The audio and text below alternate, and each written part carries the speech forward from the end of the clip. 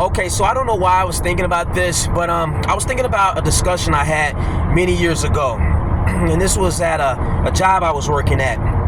And it was a discussion about homosexuality. I had this discussion with one of my coworkers. And it was about homosexuality and whether or not homosexuality is right or wrong, right? And the guy I had this discussion with, he was against it. He was radically against it. You know, he says it's wrong. It's immoral. Yeah. And we're going back and forth, and and I was just basically saying my stance was that it's not wrong, it's not immoral, and I can't remember the exact arguments I was posing, but we're just going back and forth on the topic. And actually, I think one of the arguments I used was basically I asked the guy what his favorite color is, right? And then he told me what his favorite color is. Then I asked him, I said, why? And he said, because whatever he said. Then I said, why? Because and he said, and I kept on asking why. He said, why? Because I like the color. And I said, why do you like the color? Because it makes me feel X, Y, and Z. I was like, why does it make you feel X, Y, and Z? Because I don't know, but the reason I kept doing that, because when you keep breaking it down and peeling back the layers, at a certain point the answer is going to be simple. It's going to be, I don't know why. It's just the way that I am. And that's the point I was trying to make with homosexuality. At the end of the day, people are, certain things people like and don't like. They can't explain it. It's just the way that they are. It's their makeup. Some people are more aggressive than other people. Some people like certain sports and others don't. Some people like certain foods, others don't, And to a certain level of consciousness, we can explain why. But when we keep peeling back the layers, we can't explain why. And that was the point I was trying to make. But again, he was still trying to fight it. He wasn't having it, so to speak, right? So yeah, he's saying what he believes, and he pretty much resorted to the everything is a choice argument. And that's a common argument people who are against homosexuality use. They say, well, everything is a choice and this and that. And I say, okay, the act of engaging in a particular sexual act, yes, that's a choice. Engaging in homosexual intercourse is a choice. Same thing with heterosexual intercourse. The act itself is a choice, but the feeling is not a choice. And that's the point I was trying to make. And then some people, they want to say, well, all right, even if you want to say feeling, having homosexual feelings is not a sin, acting on those feelings is the sin. Then you have some people say that, if you're going to act on it, which I think that's not true. There, or they might say, even if they don't believe in God, they'll say it's immoral, it's a wrong, or not. I look at it like this. I define morality as morality is defined by whether or not you're harming someone,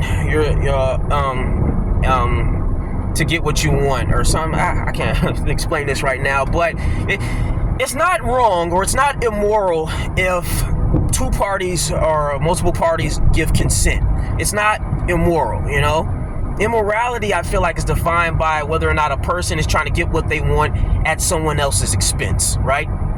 So if you see somebody and they've got a hamburger, a cheeseburger, or whatever, right? You just straight up take it without their consent, and you don't care how they feel, then yeah, that's immoral. But if the other person says, hey, well, I'll share it with you, I'll split it with you, you're both eating the cheeseburger, okay, now you got a piece of the cheeseburger, but you didn't violate that person, all right? So when it comes to homosexuality and engaging in homosexuality and stuff, if both parties are consenting and they're not hurting anybody, it's not wrong. That's how I define it. That's how I look at it.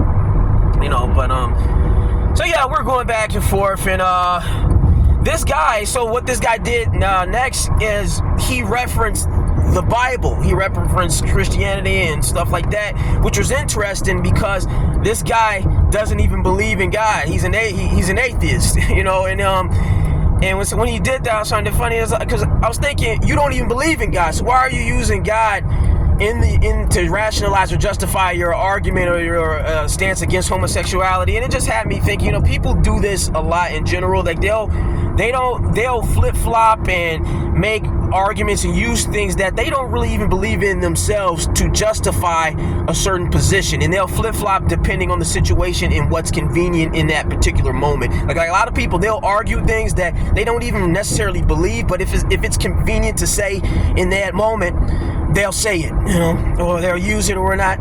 So yeah, it's really, and the thing is, like, I myself, and I think I've talked about this, I'm not a Christian either, and I don't necessarily follow the Bible. I see a lot of holes in it. That being said, I've also acknowledged that I see positive aspects of the Bible. I think there are certain messages in the Bible that are very much relevant in general society, and messages in terms of be careful who you trust and betrayal. There are a lot of stories in the Bible. It's like parables in a way. The Bible is metaphorical. You can learn certain life lessons from the Bible, but in terms of like morality, what's right and wrong, and if you're going to hell for this and that, I stay clear of that aspect of the Bible, because there are a lot of holes in it and flaws in it, and people have used the Bible to justify all sorts of crazy stuff, so I can acknowledge aspects of the Bible that are positive, but for reasons like this is why I don't you got to be careful with that Bible, because you have people who don't even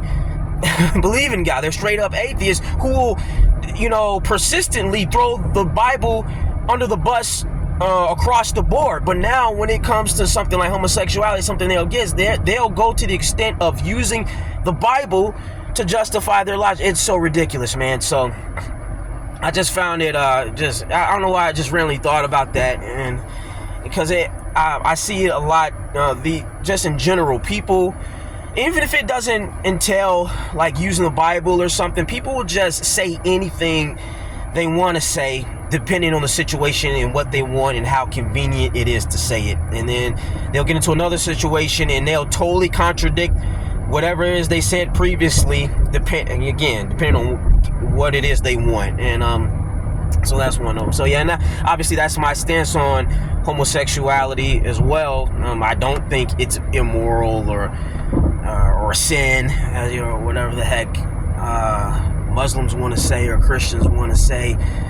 I feel like as long as people are given consent or whatnot, what's the big deal? And some people say, it's an abomination and it goes against what's natural and stuff like that. Well, a lot of things in life don't necessarily follow the norm, so to speak. I mean, if you look at Down syndrome, that goes against nature. I mean, people are technically not supposed to have Down syndrome, but they have Down syndrome. Are you gonna, murder and kill off all people with Down syndrome and too as well? So a lot of things don't necessarily align with whatever is natural.